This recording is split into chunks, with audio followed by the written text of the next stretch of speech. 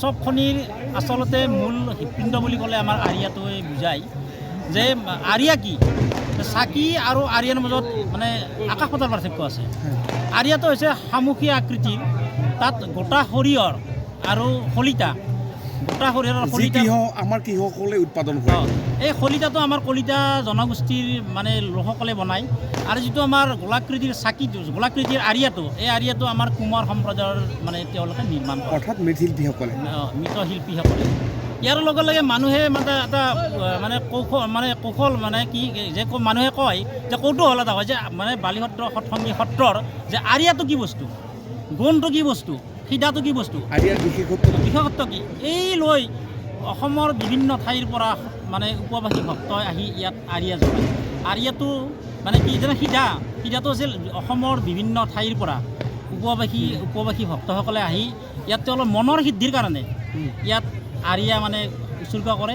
উৎসৰ্গ কৰি ওৰে ৰাতি লঘোণে থাকি ইয়াত উৎসৰ্গ কৰি ইয়াত মানে আধ্যাত্মিকতাৰ চিন্তা চৰ্চাৰে ইয়াৰ পৰা লৈ যায় আমাৰ য'ত মানে হৰিদেৱ ক্ষেত্ৰত, তাত আমাৰ ৰাইজৰ মানে এই অঞ্চলৰ ৰাইজে কল পুতে, সেই কলৰ ওপৰত তেওঁলোকে ওৰে নিশা উজাগৰে থাকি মহাপ্ৰভু শ্ৰীচৰণত তেওঁলোকে সেৱা জনায়। ইতিমধ্যে বিগ্ৰহ নিয়া হৈছে।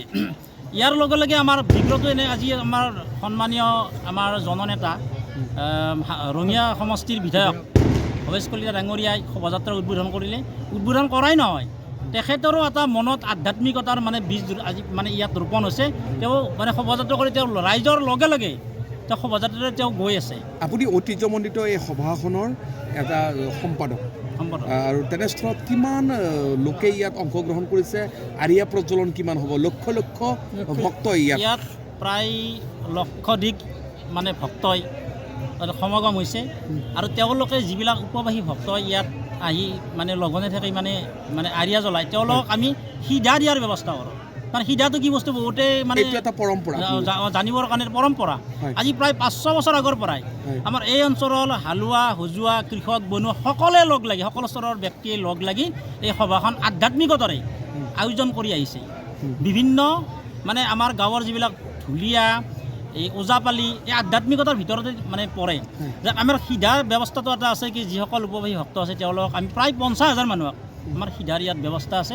তেওঁলোকক আটাইতকৈ মানে তাৎপৰ্যৰ কথাটো হৈছে যে সিধাটো আমি দিয়াৰ লগে লগে মাটিৰ বাচনত তেওঁলোকে বনাই খাই আনন্দ লাভ কৰে।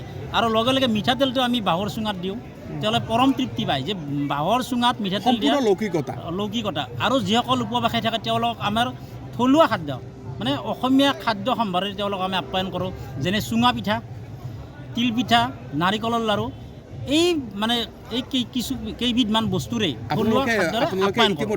अन्नपूर्णा काव घी देश के हर एक खाने को लजीज बनाता है।